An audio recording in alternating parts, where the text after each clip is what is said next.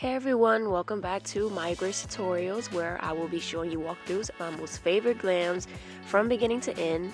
This kind of glam is one of my most favorite looks to do, especially on such a beautiful complexion as my model here. Beautiful browns with glowy skin. So without further ado, let's get started.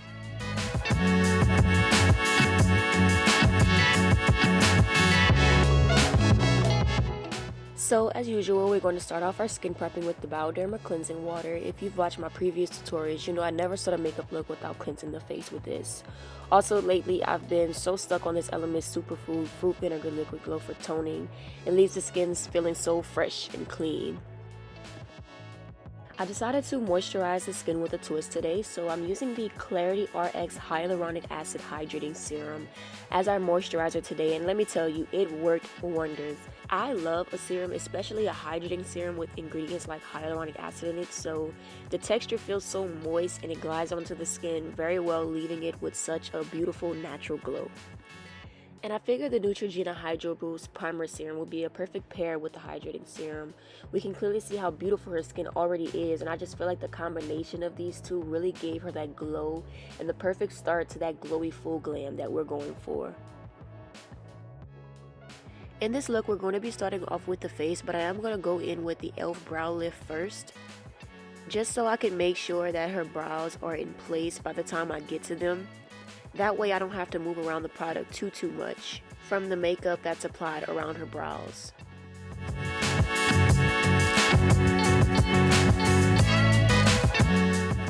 So for her foundation, I'm going to be mixing the L'Oreal Infallible Longwear Foundation with a tiny pump of the LA Girl Color Mixing Pigment in the shade Yellow to get her perfect shade.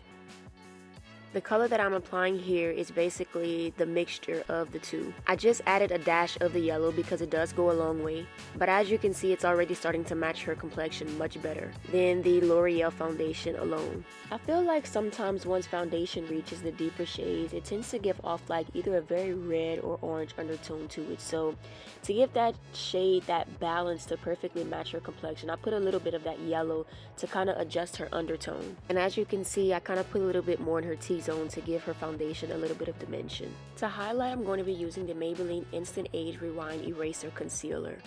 I wanted to make sure I wasn't picking any shades that washed out her complexion, and I figured this warm shade was a perfect highlight. And this eraser concealer is one of the few that I have in my kit, but I love how beautiful and rich this shade is for her.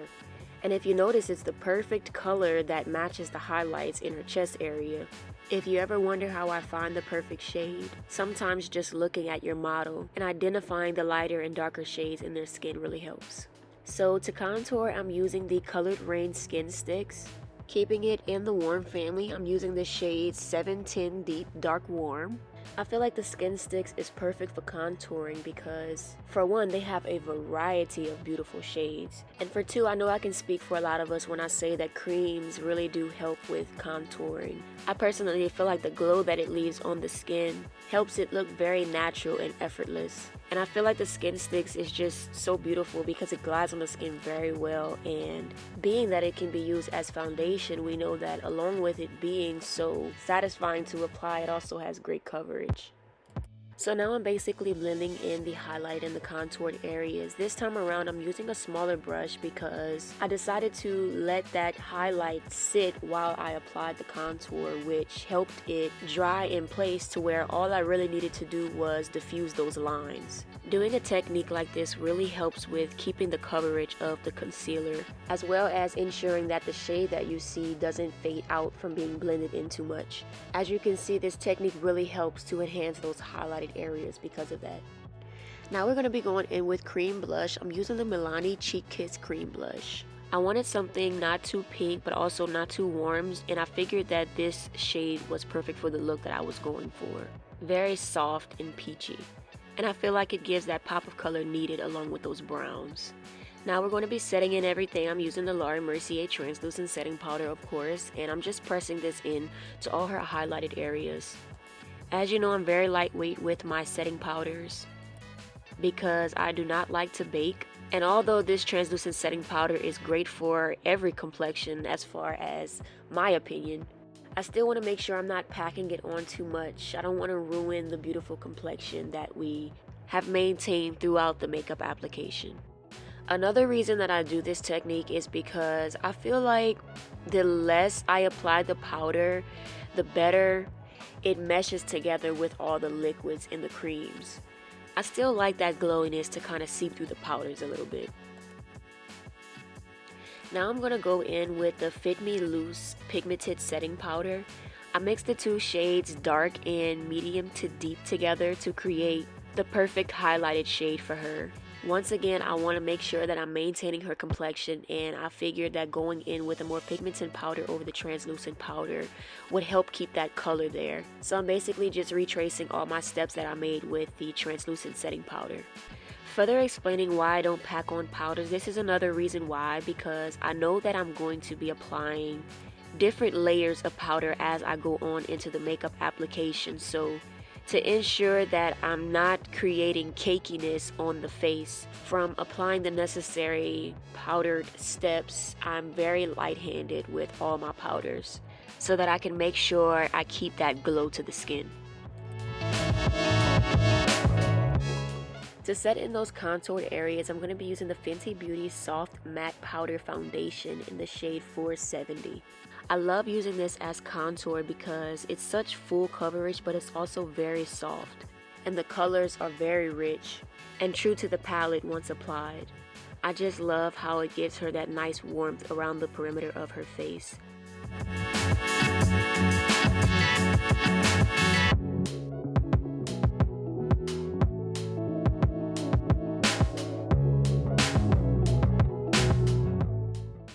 Now I'm going in with the Makeup Revolution Blush Burst Palette. We're going in with some powders to intensify that cream blush that we applied.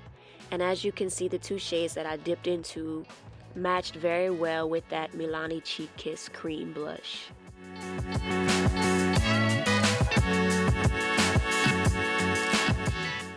Here I'm going back in with a Fenty Beauty Soft Matte Powder Foundation. This is the shade 440.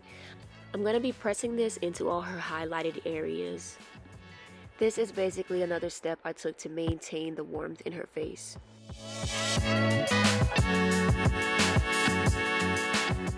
Moving on to the eyes, I'm using the colored Raine eyeshadow base in the shade Desert Sand to set her eyelids and carve out the bottom of her brows.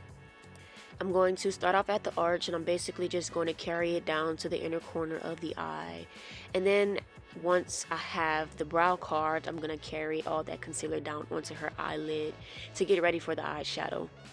And once we're finished with that flat brush, we're going to go in with a smaller blending brush, and we're going to press in all that concealer and make sure that we're getting rid of creasing.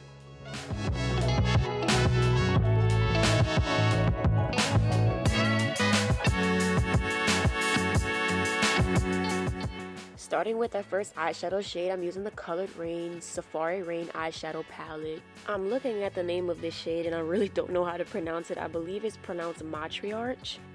Well, anyways, I am packing this color into the crease with a flat eyeshadow brush. This is the shade that I'm using to create some dimension in the crease. As you can see, I'm holding my brush to where the tip of the brush is in the crease so that I can make sure that this color doesn't travel far up. For my transition shade, I'm going to be using the Crayon Case Watch Me Blush eyeshadow palette.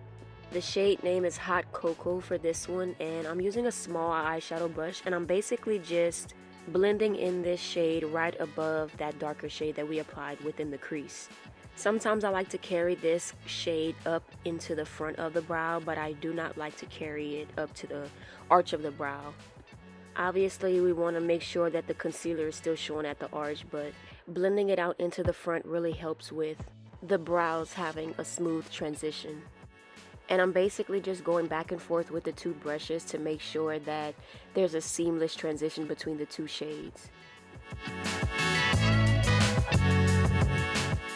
Now I'm going to go in with the same concealer brush that I used to carve out the brow, and I'm going to carve out the cut crease.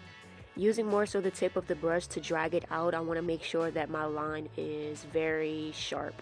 And this is the same shade that I used on her eyelid. I wanted to make sure that I kept it very soft. We're going for a more natural cut crease shade, But I did go in with a lighter shade of that eyeshadow base in the shade Wheat in the corner of the cut crease, just so it could pop but still be a natural color to still maintain that soft brown look that we're going for. And I'm going in with the colored Raine Neutral Chic eyeshadow palette with an eyeshadow color basically the same color as that concealer, just to pack it in and set in that eyeshadow base.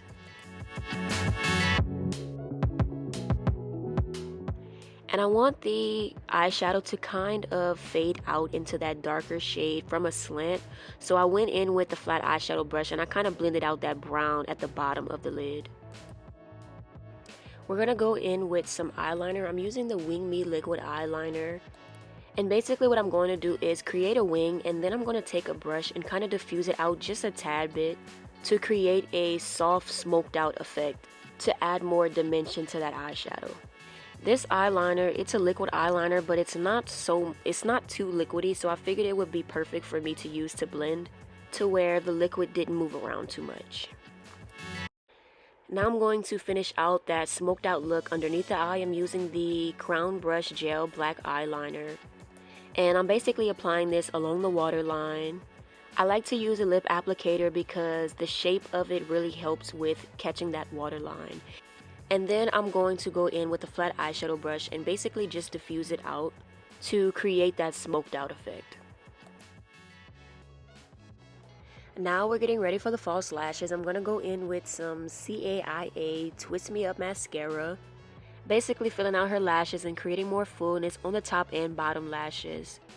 The boldness of the mascara at the bottom really helps with that smoked out effect.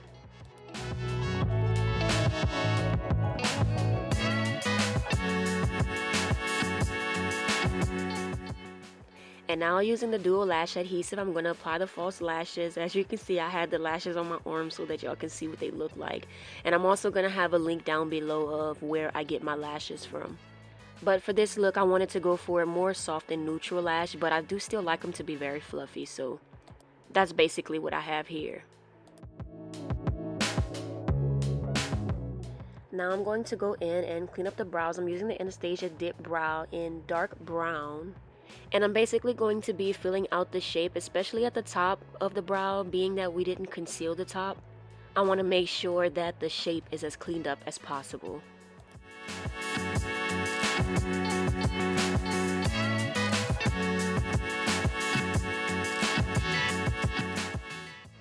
Finally, we're going to be starting with the lip combo. I'm using the Maybelline Superstay Matte Liquid Lipstick in the shade Composer. I'm using this shade to basically outline her lips. With this lip combo, we're going to be going for a very brownish ombre lip. And I love using this as a lip liner because it is very Superstay for sure. So it never fades out to where that ombre lip will last you all day.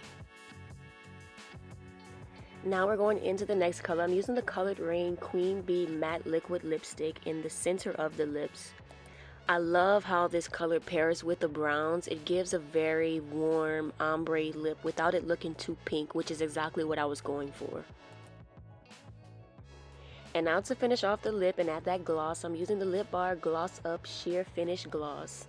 It matches perfectly with the shade of the matte lipstick that we applied, helping with that beautiful glossy ombre lip. And there you have it, a beautiful full glam with soft and warm browns.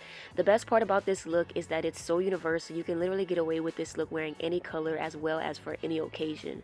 I hope you guys enjoyed and definitely subscribe to not miss any more tutorials. Looking forward to seeing you in the next video. Bye!